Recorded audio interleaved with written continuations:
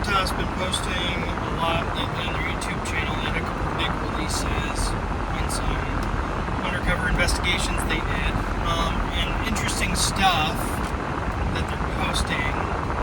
One was a school administrator in Connecticut that was a vice principal talking about hiring practices, and basically, in short, he's suspended now pending an investigation because he said he would not hire Catholics, conservatives, anybody under 30, and basically his goal was to promote a Democrat or progressive agenda via the people he was hiring, indoctrinating the students basically. And there was another teacher at a private school in New York where she was a activities director or something like that, basically said the same thing and also made some jokes about a Dexter serial killer-like character having a hit list when she was referring to white male students. So really just, not things that, as an employee, you would hope your employer would hear. And so there's been a lot of reporting on the releases in local media or even national media. It's gotten some reporting. But a lot of the reporting on Project Veritas itself is kind of interesting to me. And it's kind of a shoot the messenger sort of scenario here where, basically, in Connecticut, it's a very liberal state, and people there, tend to not be fond of Project Veritas because of, perception that they're partisan actor. I'm not sure that that's true, but that is the perception, right? And I mean, they often, publish stories that do not reflect well on people on the left side of the political spectrum. But I mean, they have done stories that did not, favor people on the right. Notably, there was someone in Texas who was charged with numerous counts of voter fraud. I don't know if she was convicted or not, but there were criminal charges brought against that person in Texas based upon reporting from Project Veritas, and this is someone who was working on behalf of and benefiting Republicans, right? So it doesn't, negate the fact that Project Veritas has also published stories that are not favorable to the left, does it require that they, have a perfectly balanced, publishing record for them to be, considered nonpartisan? I'm not sure that that's true, although I'm sure you could find malfeasance on either side of the political spectrum. But I don't agree with the, general assessment in the media of them as, what do they call it, like guerrilla journalism and partisan, whatever, news agency, I guess. But one of those talking heads had made a comment that the reporting from Project Veritas, the methods that they use, this kind of undercover camera work, was unethical. And I thought that was an interesting question to me. Is it unethical? And if so, why? Right? And so I guess I wanted to dive into that a little bit. And for context, and I'll try and find the link, but James O'Keefe, the founder and head of Project Veritas, was talking about kind of the philosophy behind undercover reporting. And I mean, basically what it boiled down to is a lot of journalism now is basically just making media the mouthpiece of whatever organization deigns to, give them information, right? So if the Department of Defense or the Department of Justice or, mega corporation XYZ have, their public information officer release a statement, and then you report on that, like, have you really done anything but make yourself the mouthpiece of that, agency, that institution, right? Have you dug into the reality of what's actually going on in any way, or are you just a propaganda apparatus? I mean, that's a legitimate question, right? Especially given the recent releases they've done, right? So if you went to the administrator or even those people specifically on an official basis, right, and you asked the vice principal of this elementary school in Connecticut, do you discriminate on the basis of age or race or religion or political affiliation? The answer would have been, I assume, flatly no, right?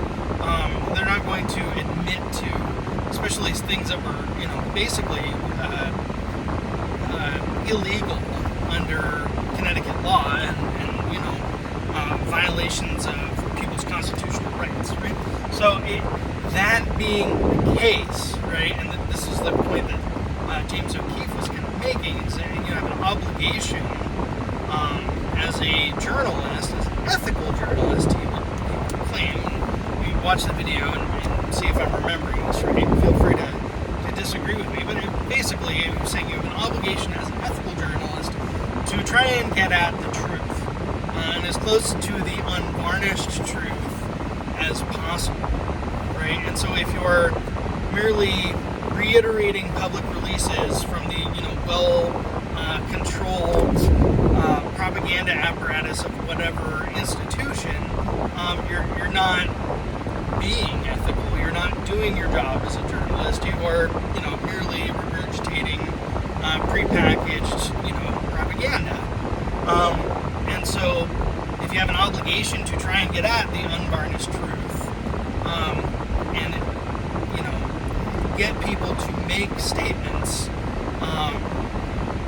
that they might not otherwise make if they were aware they were on the record under official channels, then you've got to do some sort of clandestine or undercover or pretextual investigating, and he talks a little bit about the history of reporting and how that was, in fact, the norm for a long time in our country's history. And the current phenomena of, official media reporting on, public releases through official channels, and this kind of cult of the expert, cult of the official that we're in now is new, or is at least somewhat novel compared to historical. So that would be James O'Keefe's position. But devil's advocate, is it unethical to surreptitiously report something? Now certainly, if you're being upfront with people, and I would say generally speaking, being upfront with people is the best policy, right?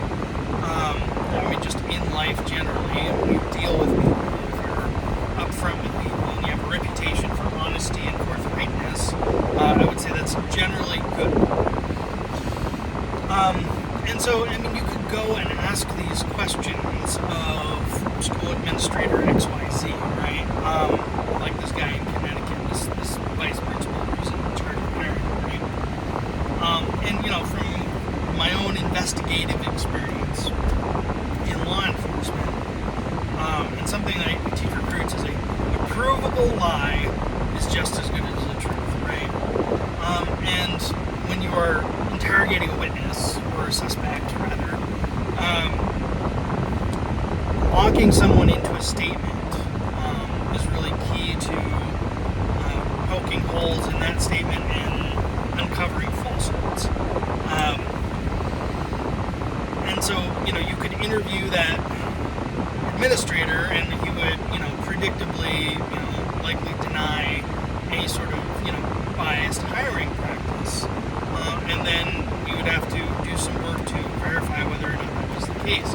Now, what he says is that he doesn't hire Catholics, that he doesn't hire conservatives, that he doesn't hire people under the age of 30, and there might be some, documentation that would show that that is in fact the case. You might be able to go find people who had applied for jobs there, as many as possible, and see whether or not there was some sort of,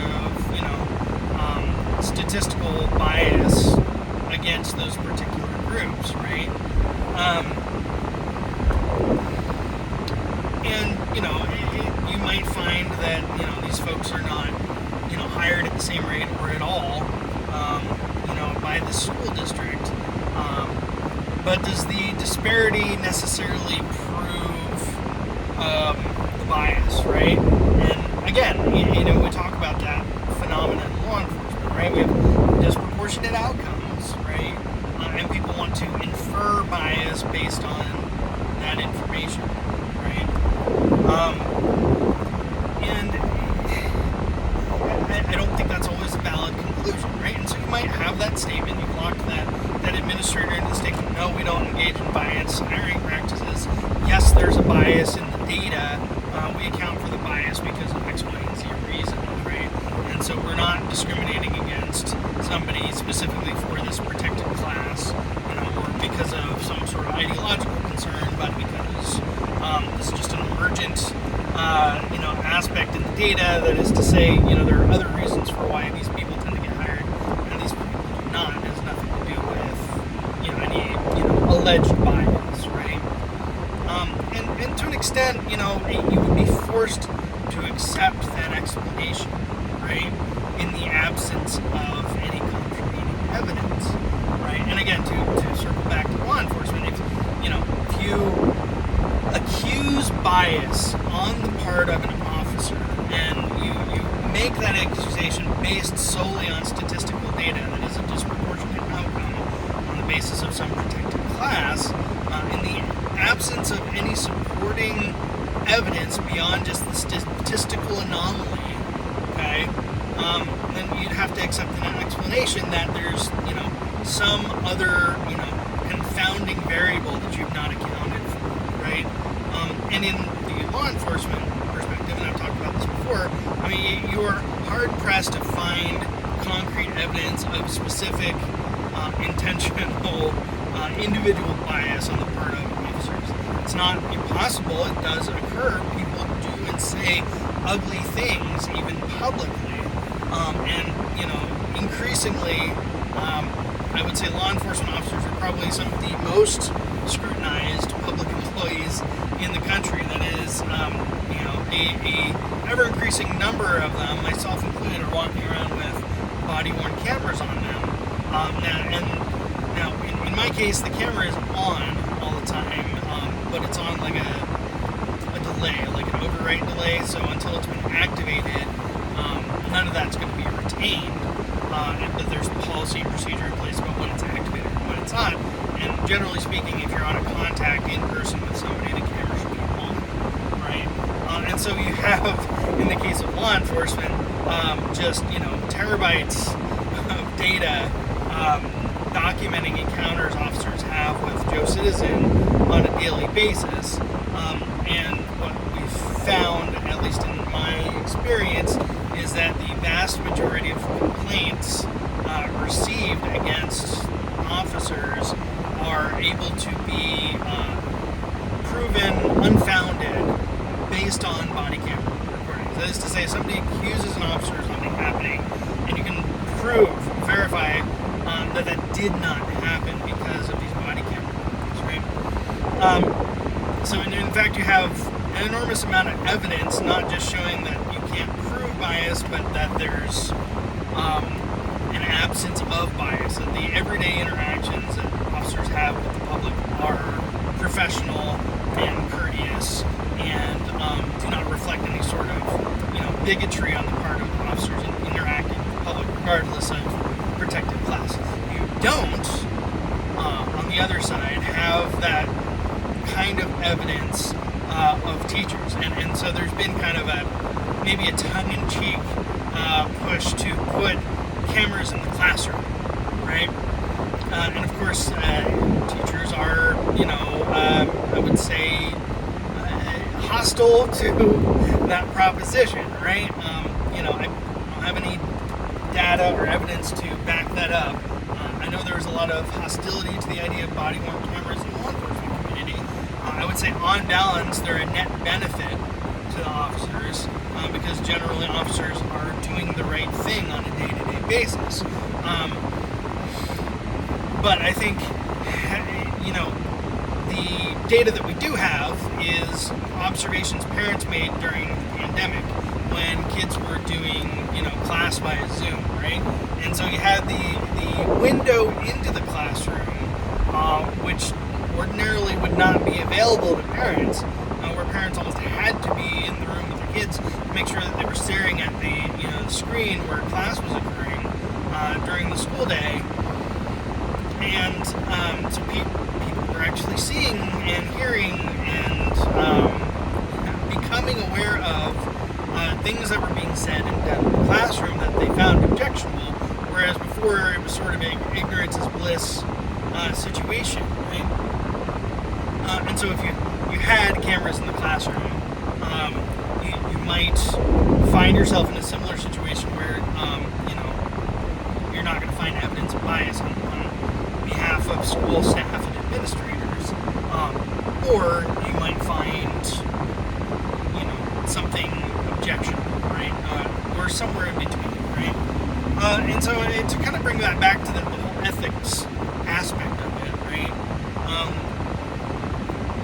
If you can't accomplish that kind of transparency with what's going on in the classroom or in the hiring process at the administrative level of schools, in the same way that you have, say, body cams on police officers, which may be the more optimally ethical route to go, right?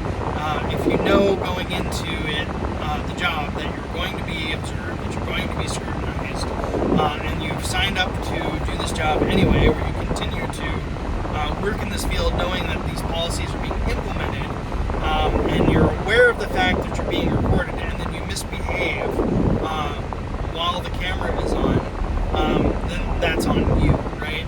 As opposed to being surreptitiously recorded. Now, I'm not aware of what the specific regulations about surreptitious recording or single or two-party consent are in New York and Connecticut.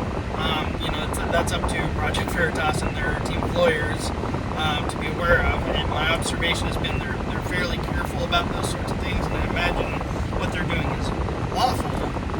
Lawful doesn't necessarily mean ethical. And so I guess at base, I am somewhat uncomfortable with the idea of surreptitiously recording people. That said, again, in investigations of law enforcement, in Oregon, phone conversations are a single-party consent state. It would basically, only one person on the phone needs to be aware that they're being recorded, right? And so if we have something like a sexual assault or domestic violence incident, have the victim make a pretext call and record the call with the suspect and sometimes obtain incriminating evidence against the suspect, right? Is that unethical? I don't think it is. You've got an active investigation into criminal activity. You've got some sort of evidence, to suggest or arouse suspicion in the first place, which is why you're conducting an investigation, right? And so if you have information that somebody is up to something nefarious people are often not going to be forthright and upfront with you about their activities, right? And so after you've done your pretext interview, your pretext call, your surreptitious recording, you'll then go do a, upfront investigative interview with the suspect, or an interrogation, right? And now you walk into the interview, and this is actually what Project Veritas does on the back end as well, right? They've done their pretext recording, they've gathered incriminating evidence, and now they go to confront the suspect, right, with the incriminating evidence, and give them an opportunity to, provide context or mitigating information. And this is the thing about how Project Veritas' videos are sort of derisively referred to as, guerrilla journalism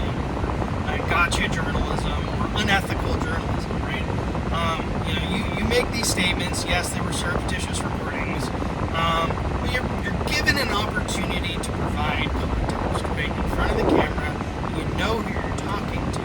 You're confronted with statements that you made, and so, what is your reaction to that? How do you account for it? And you have the opportunity, all these people that say, well, these are deceptively edited videos, and I don't think that's true. And actually, Project Veritas has gotten hundreds of retractions printed and published for people alleging that they do precisely that. So I think there's a substantial amount of evidence to show that no, they're actually not deceptively edited, that what they are publishing actually comports with reality. And so on the back end, they go and they contact these people in person, with a camera in the open, a microphone with Project Veritas logo on it, and say, hey, this is who we are. We want your, to obtain a statement from you based on this information. And invariably, these folks run away from the camera and run away from the microphone, right? Because they know they've been caught, and they know that they cannot stand behind the statements that they made, and their livelihood has been compromised based on their conduct. And to be sure, in criminal investigations, when you confront a suspect and you have damning evidence, a lot of times, you're not going to get a statement from them in some sort of interrogation. They have that right to remain silent. They don't want to talk, or they will not talk without the lawyer present, and so the interrogation is terminated, right? Maybe to be resumed at a later date in the presence of a lawyer, but oftentimes no, right? If you don't want to make a statement and we have probable cause to arrest you, charge you with a crime, you're going to get arrested and charged with a crime. You elect not to provide mitigating information, consensually of your own free will at that time, then you've missed your opportunity to make a statement, and you can work on your defense strategy with your attorney once we're on trial, right? So I guess to circle all the way back to the initial question, is this unethical? I could see why people are uncomfortable with it, but I don't think it is unethical, because I think it is the only way to address the problems that are being identified, right? If all sorts of allegations of, bias and indoctrinating behavior, which is, totally inappropriate in a classroom setting, especially with, young elementary aged children. And of course, you get nothing but denials from the schools, the staff, the administrators. And so what other alternative do you have other than to try and get candid statements from people surreptitiously, to where they feel comfortable admitting to the activities in which they are engaging, where they otherwise would not admit to it, and you have no other avenue to really firmly establish that there's some sort of malfeasance going on. So no, I don't think it's unethical. I think there's clear ethical justification for engaging in that behavior.